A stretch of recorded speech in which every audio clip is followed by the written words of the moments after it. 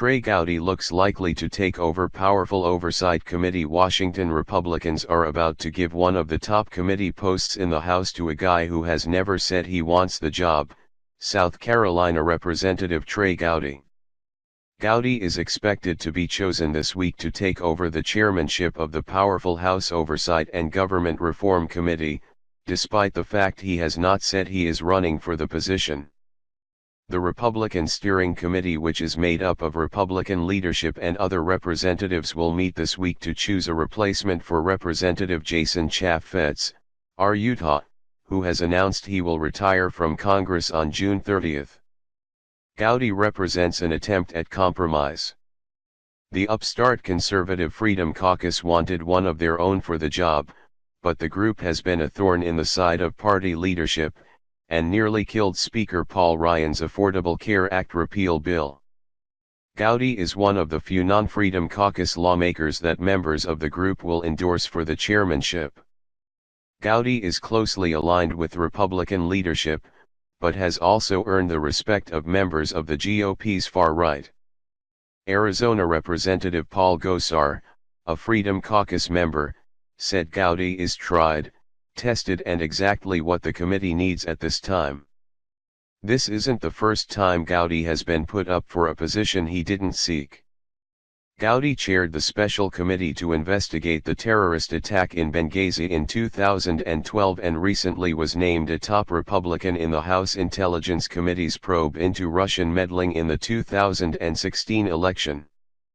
In addition to oversight and intelligence, Gowdy sits on the Judiciary Committee, which puts him on the House committees investigating Russian meddling in the presidential election.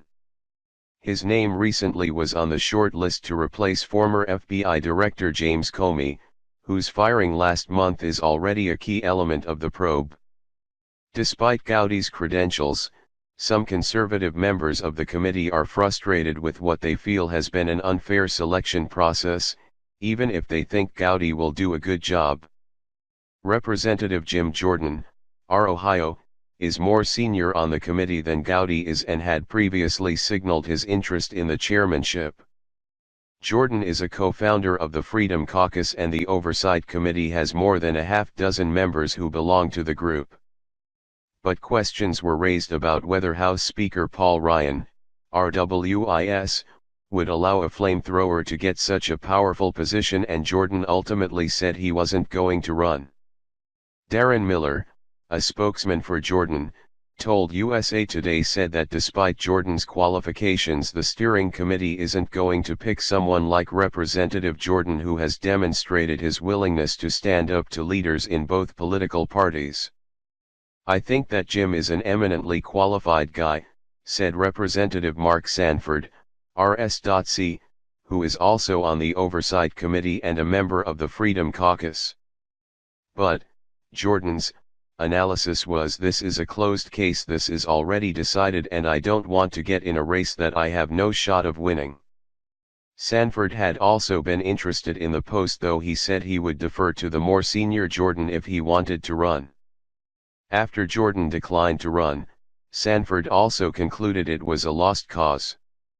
"I've done my share of races over the years, and the cardinal rule of politics is you don't get into races you can't win," Sanford said. Sanford is in his sixth term in Congress and was also governor of South Carolina. Another Freedom Caucus member on the committee, who asked not to be named so he could speak freely, was more blunt. He described this week's meeting as a front, where the committee will pretend to consider all the candidates, despite already having their minds made up to give the position to Gowdy. Nevertheless, the lawmaker said if the steering committee was going to put a thumb on the scale, Gowdy was the only acceptable choice. Gowdy declined to comment, but his spokeswoman, Amanda Gonzalez, released this statement: "Congressman Gowdy, who has served on the Oversight and Government Reform Committee since 2011, has enjoyed working with colleagues on both sides of the aisle, conducting oversight consistent with branch integrity and looking for ways to reform the institutions of government.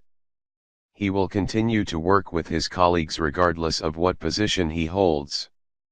Gowdy has previously worked with the committee's ranking member Representative Elijah Cummings, DMD.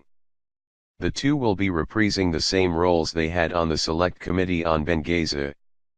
Representative Gary Connolly, DVA, who is the committee's second-ranking Democrat, said Gowdy's selection was a done deal.